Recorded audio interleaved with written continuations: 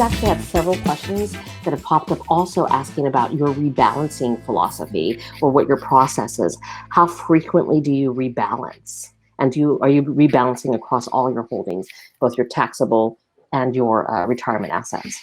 So that's a great question. Let me start with the observation that Jack Bogle, again, Jack Bogle being the founder of Vanguard and the guy who created index funds for us, never rebalanced his portfolio.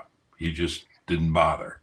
Now I do rebalance, so that and I have the highest regard for Jack Bogle. So the point I make there is rebalancing is not something that I obsess over. I don't think anybody should obsess over it. If you're going to do it, and I do it, you want to look at your whole portfolio as one complete entity. So in Mhm. my case, that means both what I hold and what my wife holds, and what we hold together.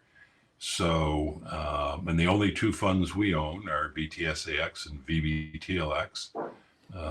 We own the bond fund in our IRAs because that's where it's most tax advantaged.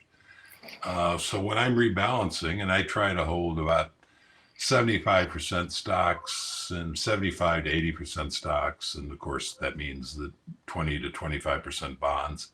Again, I don't obsess about it, but when I adjust it, I just go in and either in my IRA or her IRA, or occasionally in both, if I'm in the mood to do that, I'll sell some bonds and buy more stocks when the market was low, and vice versa when the market's high.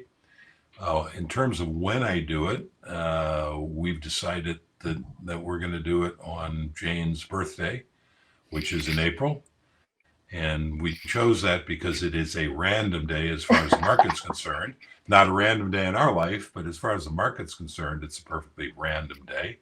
I would not adjust portfolios at the very end of the year, the very beginning, because just too many people are doing that, and the market does silly things at that time of year by and large. But you can Mhm. pick any random day, and I choose my wife's birthday, and then we'll adjust it. And frequently, it's not so much out of line that we have to bother. And the only other time I adjust it is if the market does something dramatic, and dramatic enough to really move the allocation I want out of whack, and then I will have noticed that, and I'll step in and adjust it then. So that naturally begs the question. We had something fairly dramatic in the last 90 days. Mhm. Did you personally make moves? The only move I made, and I wrote about this, and it confused a few people. But when the market dropped, I have, as I mentioned, VTSAX in our taxable account. Jane and I have it in a joint account, and we had a fairly nice gain in it because, of course, the market had been going up. But when the market plunged, the value of those shares got down to where they were dead even with what we paid for them.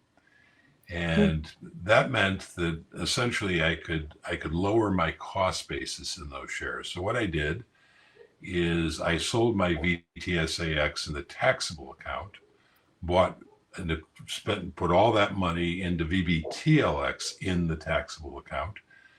I sold them basically at zero capital gain, zero capital loss, and but now the basis was lower. And then in the IRA, I sold an equivalent amount of VBTLX, the bonds, and bought an equivalent amount of VTSAX. So when the dust settled, I had exactly the same Mhm. allocation. I just had the bonds sitting in the taxable account, and I had lowered my cost basis on that stock. Now I just reversed that. Oh, I don't know, a week and a half ago maybe, because the market went back up, and so I sold the bonds in the taxable account and bought VTSAX again at a higher price, raises my cost basis, and then I turned around and sold an equivalent amount of VTSAX in the IRAs and bought the bonds. And so again, the allocation doesn't change at all. So when the dust settles, I have exactly the same allocation, exactly the same portfolio, but now the capital gain that had been in VTSAX in the taxable account is now gone. And I'm starting at a higher basis. I know that might sound a little bit complex, and I know that because it confused some of my commenters. Capital gains harvesting, and basically, right?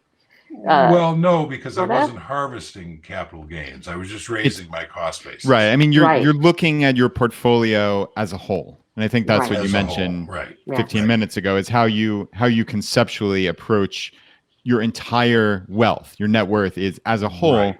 And if it's advantageous in certain buckets or certain umbrellas, like an IRA or 401k or whatever it may be, then if you have a risk-free way to do it like this, where there's no taxable event, you took advantage of it.